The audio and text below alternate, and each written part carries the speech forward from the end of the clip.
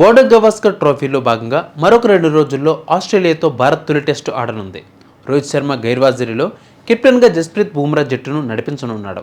దీనితో తుది జట్టు ఎంపికపై తనదైన ప్రభావం చూపించేందుకు ప్రయత్నిస్తున్నట్లు క్రికెట్ వర్గాలు పేర్కొన్నాయి. పెర్త్ పేస్కు అత్యంత అనుకూలంగా ఉండే పిచ్, అలాంటి దానిపై కనీసం 4 పేసర్లు ఉండాలని ఏ కెప్టెన్ అయినా కోరుకుంటాడు. ఒక స్పిన్నర్ను బరిలోకి దింపేందుకు చూస్తాడు. అతడు కూడా బ్యాటింగ్ చేయగలిగి ఉండాలి. ఇప్పుడు స్క్వాడ్లో 3 స్పిన్ ఆల్రౌండర్లు, ఒక పేస్ ఆల్రౌండర్ ఉన్నారు. మరి ఎవరికి అవకాశం వస్తుందనేది ఆసక్తికరంగా మారింది. అయితే బుమ్రా మాత్రం తన తుది జట్టుపై ఇప్పటికే అంచనాకు వచ్చేసినట్లు క్రికెట్ వర్గాలు పేర్కొన్నాయి. విదేశాల్లో స్పిన్నర్లను తీసుకోవాలంటే తొలుత బ్యాటింగ్ కూడా చేయగలిగే రవీంద్ర జడేజా వైపే మేనేజ్మెంట్ మొగ్గు చూపుతోంది. కానీ ఆసీస్పై అద్భుతమైన రికార్డు కలిగిన రవిచంద్రన్ అశ్విన్ను ఈసారి ఏకైక స్పిన్నర్గా తీసుకోవాలనే ఉద్దేశంలో బుమ్రా ఉన్నాడని తెలుస్తోంది.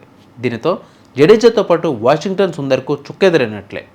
బౌన్సీ పిచ్లపై అశ్విన్ మరింత ప్రమాదకరంగా మారతాడనే అంచనాతో కెప్టెన్ ఈ నిర్ణయానికి వచ్చినట్లు సమాచారం.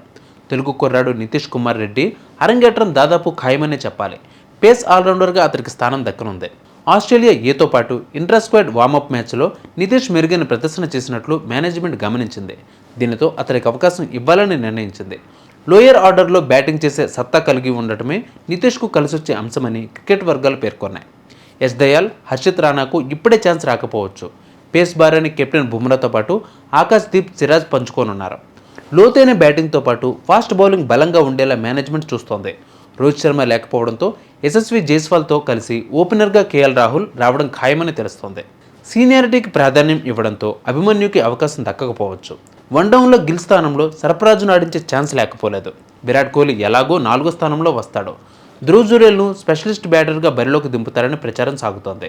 వీటన్నిటిపై ఓ స్పష్టత రావాలంటే మరో 2 రోజులు వేచి చూడాల్సిందే. తుది జట్టు అంచనా యశస్వి జైస్వాల్, కేఎల్ రాహుల్, సర్ఫరాజ్ ఖాన్, విరాట్ కోహ్లీ, రిషబ్ పంత్, ధ్రువ్ జురేల్, నితీష్ కుమార్ రెడ్డి, అశ్విన్, సిరాజ్, ఆకాశ్ దీప్, జస్ప్రీత్ బుమ్రా ఉన్నారు.